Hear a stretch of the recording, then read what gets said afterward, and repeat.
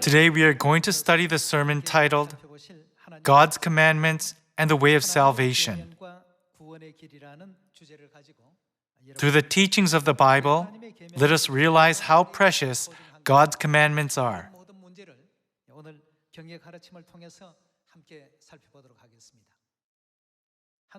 In order to research the mentality that leads people to commit crime, a psychologist left his luxury car with the trunk unlocked in a wealthy neighborhood for a few days.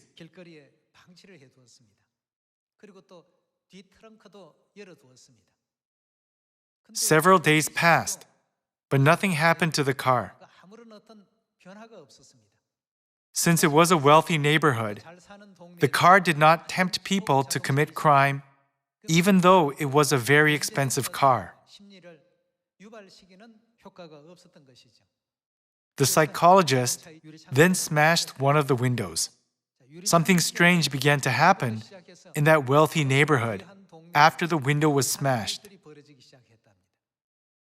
The expensive items that were inside the car began to disappear one by one. The items in that car were affordable to the wealthy people of that neighborhood. Yet the broken window triggered the mentality of the once law-abiding residents to commit crime. All the essential parts of the car, like the tires, were stolen. In the end, only the body of the car was left. Such a strange phenomenon occurred in this wealthy neighborhood. People wondered, how can we reduce the crime rate of neighborhoods where it is high? Based on the result of this experiment, they decided to do a graffiti removal campaign. Since the graffiti removal campaign began, the crime rate decreased dramatically in just a few months. The crime rate decreased by approximately 40% after only 1 year. Through this example, we can learn an important lesson concerning the mental process of men. One person's small criminal activity can lead to numerous crimes. And one cleaning movement can defeat many people's desire to commit crimes. Scholars concluded that the way to lower crime rates is to keep our environment clean rather than increasing the number of police officers. The reason I am sharing this story with you today is because the devil, our enemy, started to break God's statutes, decrees, and laws, beginning with small crimes. After people committed a small crime, like breaking a window, how did their mentality change? They became bold enough to commit more serious crimes. Starting with the Sabbath day, they began to break God's statutes and decrees, thinking, why does it matter whether we worship on Saturday or Sunday? It is just a difference of 1 day. In the same way, they broke the feasts of God, including the Passover of the New Covenant. In the end, people even denied God, the creator of the New Covenant, who instituted the statutes, decrees, and the laws for the salvation of mankind. That is why God came to the earth a second time. Father Ahnsahnghong and Heavenly Mother came to the earth and restored all the teachings of the Bible, such as the Sabbath day, the Passover, and all the feasts of the New Covenant, one by one. Even today, they are guiding us to salvation. They taught us how important God's commandments are and how precious the Sabbath day is. They restored God's statutes, decrees, and laws one by one, teaching us all their meanings. Even though the luxury car was left unattended in the wealthy neighborhood for several days, people were not interested in it. However, once a window was broken, they began to show interest in that car. What were they interested in? They were interested in crime. This was where the desire to commit crime arose. As soon as one of God's laws was destroyed, what began to happen to all of the other laws of God? People began to regard God's statutes, decrees, and laws as trivial. Why does it matter whether we keep the Sabbath day or Sunday? Or whether we keep the Passover or Christmas? Having faith in God is all that matters. As they started thinking in this way, what did they end up doing to God who gave us the new covenant, including the Passover and the Sabbath day? How did they treat God? They disregarded the existence of God. This was Satan's plan. However, what did God do concerning all the truth that Satan had destroyed? God restored the truths one by one. God restored the Sabbath day and the Passover that had been ruined. God restored the new covenant and the feasts that had been ruined. In order to reduce crime rates in New York, more manpower from law enforcement is needed. However, that was only effective in catching criminals. When a different measure, like the removal of graffiti, was taken, the surrounding environment improved, and people's desire to commit crime decreased. Since we were cast down to the earth because of sins we committed in heaven, God taught us to regard His statutes, decrees, laws, and the truth of the new covenant as absolute, so that we will never sin again. In the end, something that looked trivial can destroy our souls. We should not regard any teaching as trivial. So today, let us learn through the Bible that keeping God's commandments is a way to save our souls. Hasn't the weather been extremely hot? Whenever it is hot, I think that God is giving us a practical lesson through nature.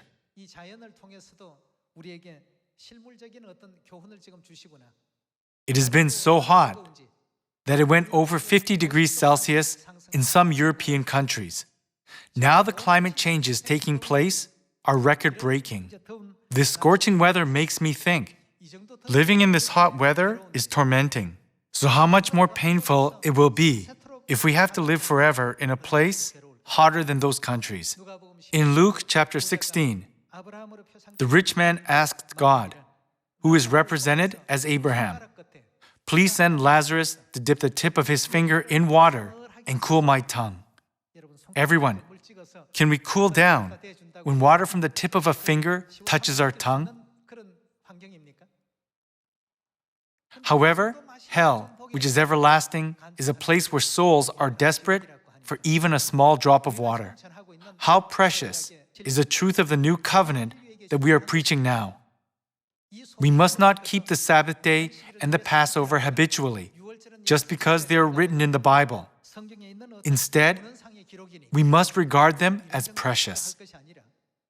Let us understand the desperate heart of the rich man from the parable who shouted, so that they will not also come to this place of torment, and regard God's commandments as more precious and keep them. Let us go to Isaiah chapter 24, verse 1. See, the Lord is going to lay waste the earth and devastate it. He will ruin its face and scatter its inhabitants. It will be the same for priest as for people, for master as for servant, for mistress as for maid, for seller as for buyer, for borrower as for lender, for debtor as for creditor. The earth will be completely laid waste and totally plundered.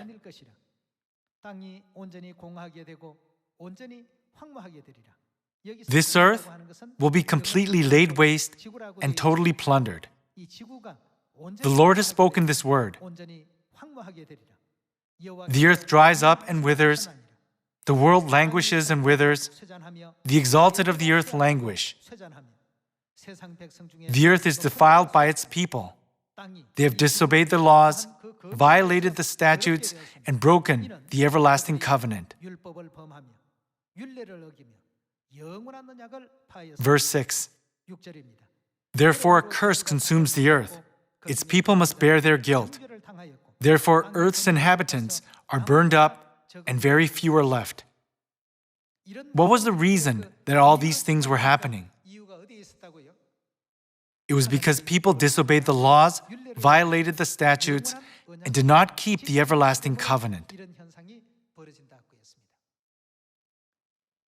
Living on the earth, we find it difficult to adapt to many hardships, just like the ever-changing environment.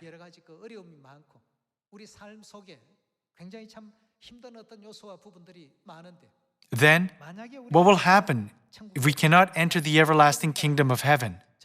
In other words, what if we go to hell? In the book of Revelation, God prophesied, the smoke of their torment rises forever and ever. What will happen to us if we are thrown to this place?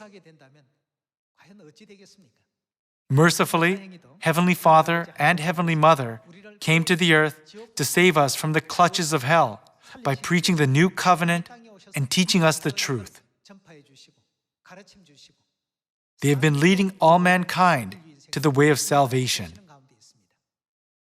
Let us move on to Matthew chapter 7. In Matthew chapter 7, verse 21, it is written, "Not everyone who says to me, 'Lord, Lord,' will enter the kingdom of heaven, but only he who does the will of my Father who is in heaven." Where will they enter? What will happen if we cannot enter heaven? God said, just as man is destined to die once, and after that to face judgment. When we stand before the judgment seat, God will either send us to heaven or to hell. In a courtroom, the judge determines whether someone is a criminal or not. In the same way, on Judgment Day, God will determine whether we deserve to go to heaven or hell. On that day, who will be qualified to enter heaven? When Jesus came to the earth 2,000 years ago, He taught all mankind that those who do Father's will, that is, God's will, can enter heaven. Then how did Jesus separate those who would go to heaven from those who would go to hell? Let us see His teaching regarding this in verse 22. "Many will say to me on that day, 'Lord, Lord, did we not prophesy in your name, and in your name drive out demons and perform many miracles?' Then I will tell them plainly, 'I never knew you. Away from me, you who are what? Evildoers.'"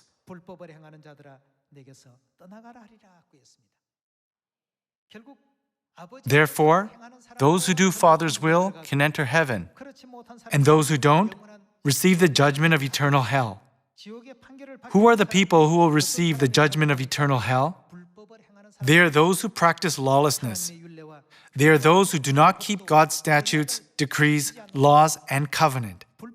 Those who practice lawlessness can never do Father's will.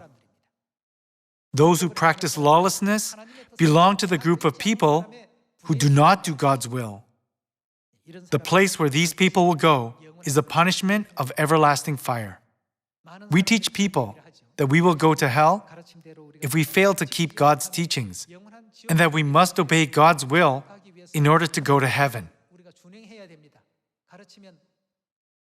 However, there are people who say, if everybody is going to hell, why not join them?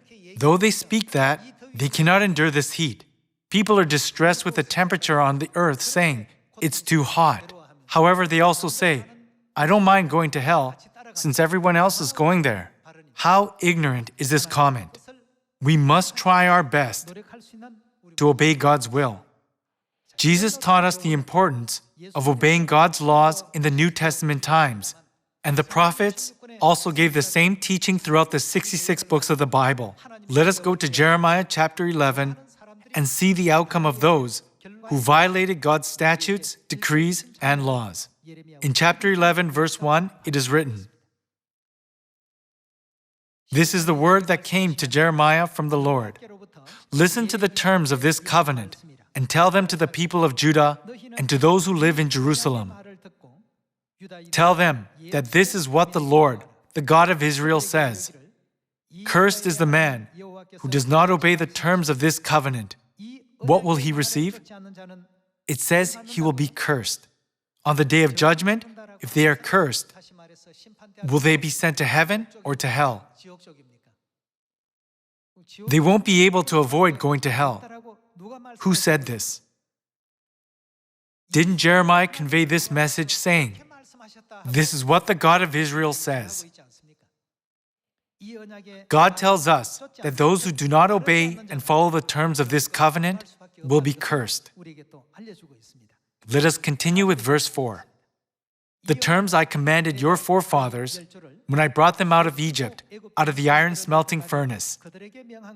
I said, "Obey me and do everything I command you, and you will be my people, and I will be your God."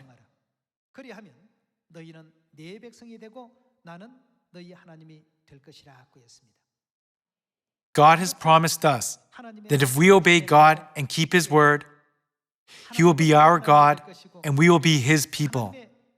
And those who disobey His word will be cursed.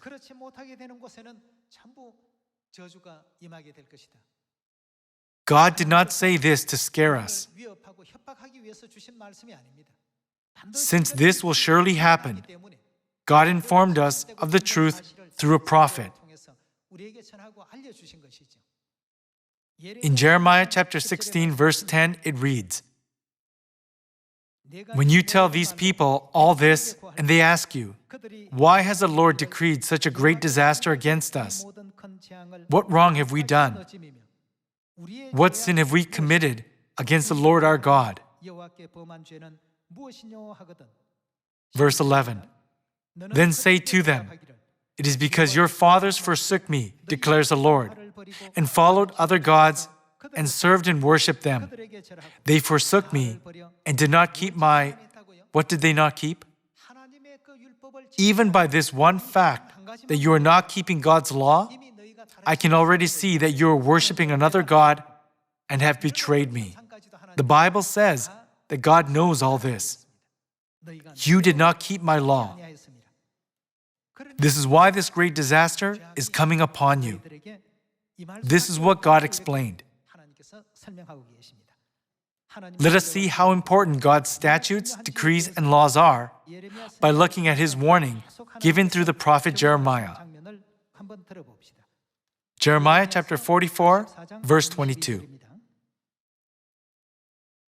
When the Lord could no longer endure your wicked actions and the detestable things you did, your land became an object of cursing and a desolate waste without inhabitants, as it is today. Because you have burned incense and have sinned against the Lord and have not obeyed Him, or what? Followed His what and what? Law, or His decrees, or His stipulations. This disaster has come upon you, as you now see.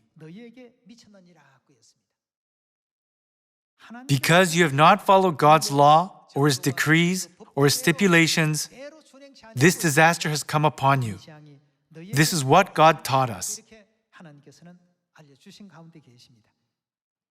Then, if we long for the kingdom of heaven and want to receive salvation, shouldn't we keep God's statutes, decrees, and laws no matter what our circumstances are?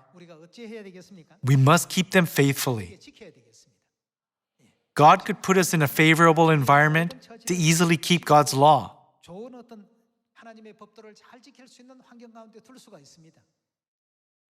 However, anybody can keep God's law in favorable circumstances.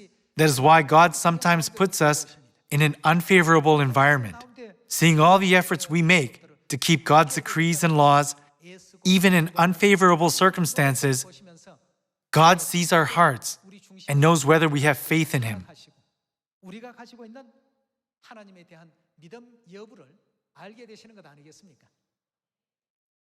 Once upon a time, there was a young man in a rich family. His father wondered, "Can I really let my son inherit my estate?" Will he be able to expand our estate?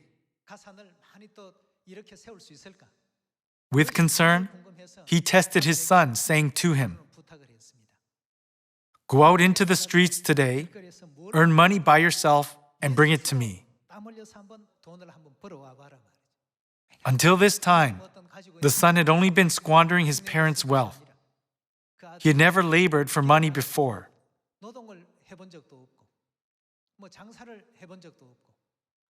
He came back empty-handed without doing anything. His mom felt pity for him. So, she gave her son 3 coins without telling his father. She gave him 3 coins, saying, "Here, tell your dad that you earned these coins to help appease his concerns." Since his mom was giving them to him, he just received them and gave them to his father, saying, "Father, I've earned these coins today." When the father saw that, he got furious and threw them into the fire of the wood-burning stove. However, the son just stood there, watching them burn. So the father said to him, "You can't deceive me. Go, earn money by yourself, and bring it to me. You didn't earn this money." The same thing happened several times. His mom helped him every time this happened. Every time, the father knew that it wasn't his money.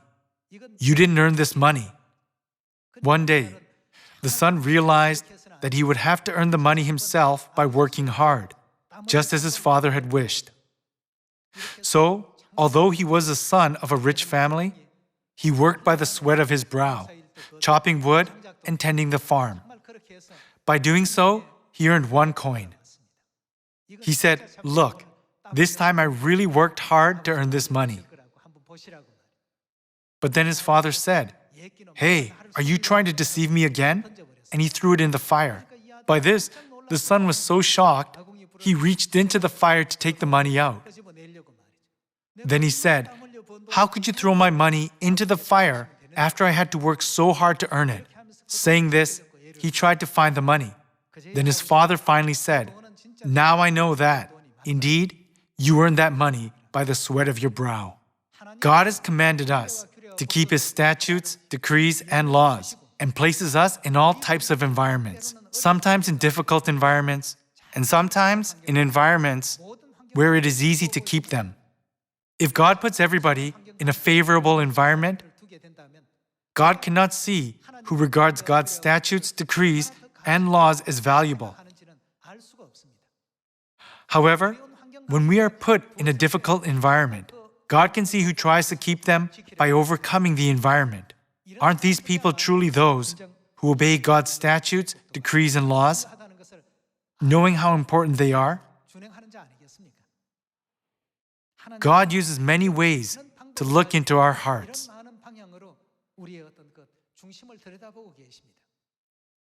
Everyone, sometimes God puts obstacles in our path to teach us that God's commandments are the true way of salvation that leads us to heaven. Some say, "It's strange. Things always keep coming up every Sabbath day. There are always things that try to prevent us from going to church on the Sabbath day." These are situations that make us weigh the Sabbath day against worldly matters. Through all these, God weighs our faith to see whether we regard God's statutes, decrees, and laws as more important than anything else.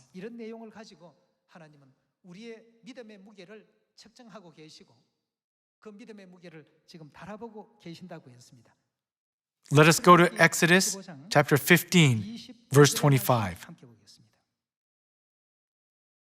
Then Moses cried out to the Lord, and the Lord showed him a piece of wood. He threw it into the water, and the water became sweet. There the Lord made, what did He make? A decree and a law for them, and there, what did He do? He tested them. God tested them to see whether they keep the decree and the law or not. Everyone, we have God's laws, such as the Sabbath day, the Passover, the regulation of veil, the law forbidding idolatry, the law of being baptized in the name of the Father, of the Son, and of the Holy Spirit. God has granted us all the laws of the new covenant, the truth of life.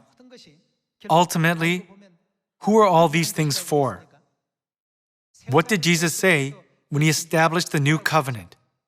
He said, "This cup is the new covenant in my blood, which is poured out for you." We must not forget that all these are for us. Let us see a revelation that God gave Apostle John concerning the matter of keeping God's decrees, laws, and commandments. Revelation chapter 14, verse 6. Then I saw another angel flying in midair, and he had what kind of gospel? The eternal gospel to proclaim to those who live on the earth, to every nation, tribe, language, and people. He said in a loud voice, "Fear God and give Him glory, because the hour of His judgment has come. Worship Him who made the heavens, the earth, the sea, and the springs of water." A second angel followed and said, "Fallen. Fallen is Babylon the Great, which made all the nations drink the maddening wine of her adulteries." A third angel followed them and said in a loud voice, "If anyone worships the beast and his image and receives his mark on the forehead or on the hand, he too will drink of the wine of God's fury, which has been poured full strength into the cup of His wrath. He will be tormented." Here, what will he be tormented with? With burning sulfur, in the presence of the holy angels and of the Lamb. And the smoke of their torment rises forever and ever. There is no rest day or night for those who worship the beast and his image, or for anyone who receives the mark of his name. We've already studied several times about this beast through Revelation chapters 13, 17, and 18. Here, what will anyone who worships the beast and his image receive? On the forehead or on the hand? They will receive his mark on the forehead or on the hand and be tormented with burning sulfur. And the smoke of their torment rises forever and ever. They will receive the mark on the forehead or on the hand. Everyone, doesn't this sound familiar? Where else have you seen this scene? When do we receive a sign on the forehead or on the hand? When we keep God's commandments. The Passover, which is one of God's commandments, will be on our forehead. There is a law of God which will be for us like a reminder on our forehead. And a what on our hand? A sign on our hand.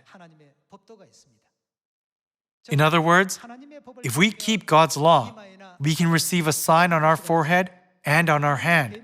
But what if we keep Satan's commandments, not God's commandments? What will we also receive on our forehead or on our hand? In this case, too, we will receive a mark. A sign or a mark is to be given on our forehead or on our hand, whether we keep God's commandments or Satan's commandments. Everyone will receive one of them. People who keep God's commandments will receive God's sign. However, people who keep the commandments of the beast will receive the mark of the beast. They will be distressed and tormented with burning sulfur, where the smoke of their torment rises forever and ever. God showed this revelation to us through Apostle John. As we can see, God's commandments, which we are keeping today, are the way that God has provided for our salvation. On the way of salvation, I pray that no one and no soul will fall behind or lose any of the truths of the new covenant, such as the Sabbath day, the Passover, and the 7 feasts of 3 times. Let us have faith like that of David, who said, "I will regard God's commandments as more precious than pure gold and follow the path God has designated for us." Thank you very much.